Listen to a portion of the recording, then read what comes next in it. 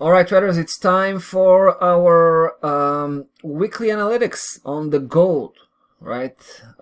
We've been, as you know, we have a bearish conviction here. We also pulled the trigger and issued a short position. Now, we got in small, right? We don't feel too comfortable sitting in a short position on the gold because the gold is extremely bullish. But it doesn't mean it's not going to have, technical corrections.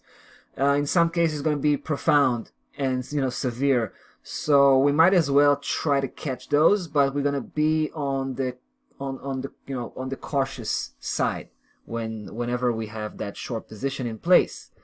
Now, in this particular case, the technical situation is not particularly strong, right? So we're kind of adding that on top of just the general cautiousness with the short position on the gold.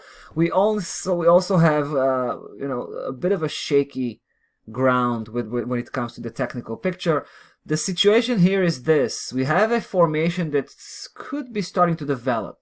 We had a big move on the downside, started around September 2019, lasted up until the end of the year, the end of December, the beginning of December, let's just say that. So it's about 3 months of a downside move, followed by another 3 months of an upside move. A little bit less, probably 2 months, right? But the reaction we've had here on that 1583 is priceless. You know what I mean? It's just remarkable to see how price managed to come back from basically from 1611.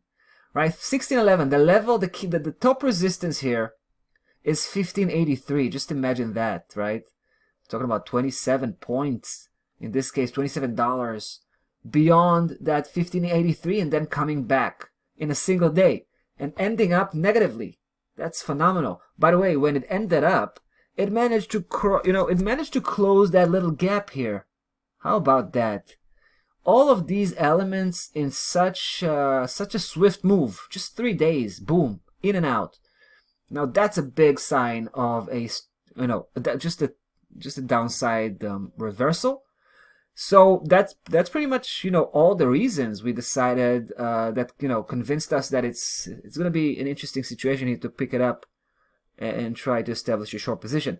Now, ever since we did that, price didn't do too much, right? It was kind of dancing in place, so to speak, going back and forth, what seems to be just a very, very tight range, very local, that's coming from, the 4-hour chart, maybe even the 1-hour chart.